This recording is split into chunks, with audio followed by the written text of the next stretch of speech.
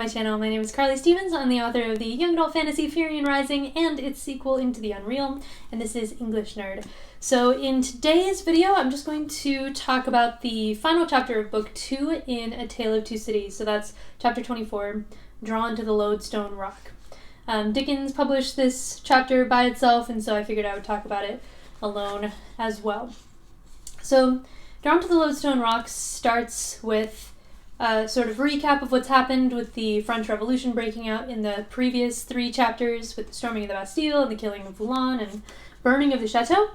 And then it says that 3 years passed that way, and so the revolution is well underway. In fact, we're in the Reign of Terror, which becomes clearer, in the next section, but that brings us to 1792.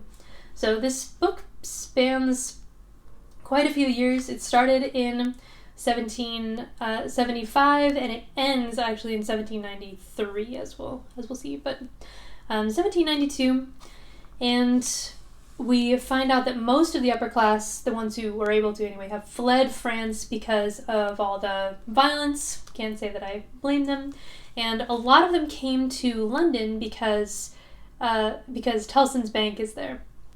Tellson's Bank has the 2 branches. There's the one in London and one in Paris. And a lot of the nobility had their money in Tellson's, but of course Paris is just a wreck, so they go to London to kind of haunt the place that where their money used to be, is how Dickens puts it. Sort of like ghosts that haunt, the place where their most important things were. Of course, the upper class really put a lot of stock in their money. And another reason that everybody comes to Tellson's is that since so many at the beginning, so many upper class people fleeing France went to Tellson's to begin with, it became sort of a hub of news for finding out who made it out, where everybody is, and sending messages as well. So letters kind of get sent to Tellson's because people don't have actual addresses of these fugitives, essentially. Okay. So then we zoom in on Mr. Lorry and how he's planning to go to Paris to organize Tellson's, which is a very Mr. Lorry thing to do.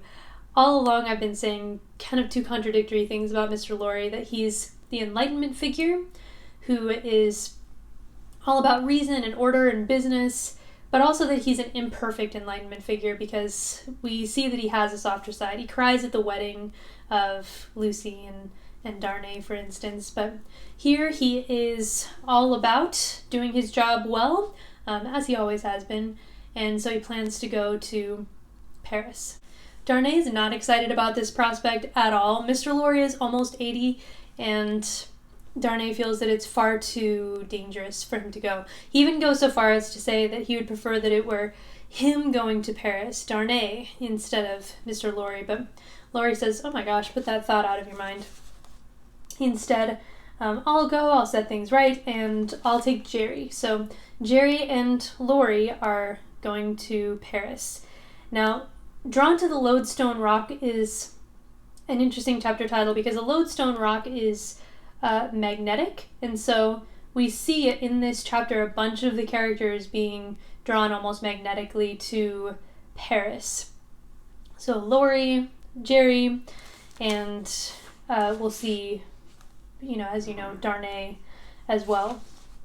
So the way that Darnay gets swept up in all of this is that Mr. Lorry has one letter that he's been unable to find a recipient for, and that is Monsieur heretofore the Marquis, Saint Evremond.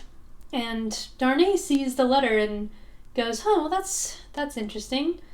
And a bunch of the fled upper class people from France, and even Stryver, who just happens to be there at the time, start bad-mouthing this guy, like, "Oh, he's probably just a coward who abandoned his post," and Stryver says, "Oh, I would just blow up the whole lot of them, they're no good, this guy in particular," and everybody's just going to town on this guy whose only reputation is vaguely that he left France before all of this happened, and he might be the nephew of the murdered Marquis.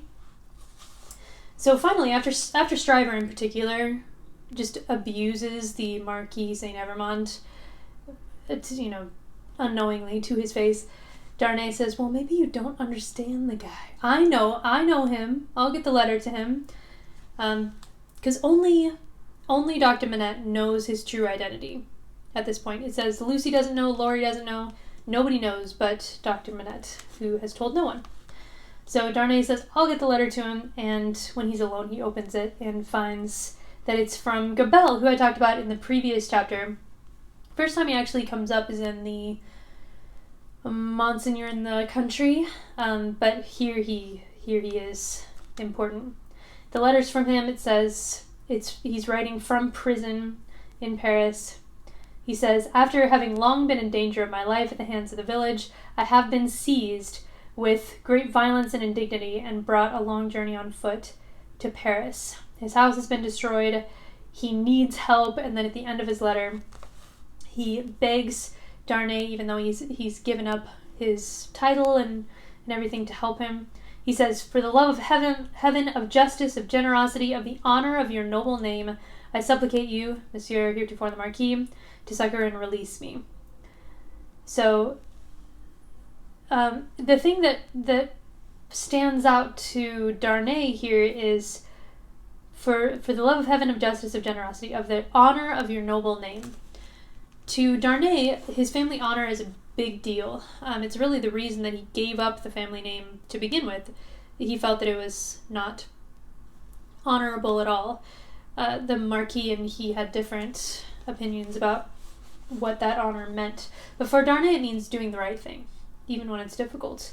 So that's rattling around in his head. Like, is it the right thing, even though it's difficult, to help the person who is begging for my assistance and has been taking care of technically what is my estate all this time? So, long story short, he decides that he has to go to Paris. He has to help Gabelle. And it's a good-hearted idea, but it's also kind of naive. I mean, he is technically the Marquis Saint Evremond, and it's the reign of terror during the French Revolution. This is not it's certainly not the safest plan, but I think Darnay just wants to stay optimistic. And he knows that everyone's going to counsel him not to go, even not knowing his identity. They're all going to say, don't do it, it's too dangerous. So he decides to essentially sneak away. He's not going to tell Lucy, he's not going to tell little Lucy, who's 9 at this point, or Dr. Manette. He's just going to write them letters, and they'll find out after he's left to go to Paris. So that's the gist. There's more that could be said, as always, but I'm going to wrap it up there. So make sure to like this video if you like it. Don't forget to subscribe for more English nerdy goodness. And stay tuned for the final part of A Tale of Two Cities, which is everybody's favorite, part 3, which is coming very soon. So, alright, bye.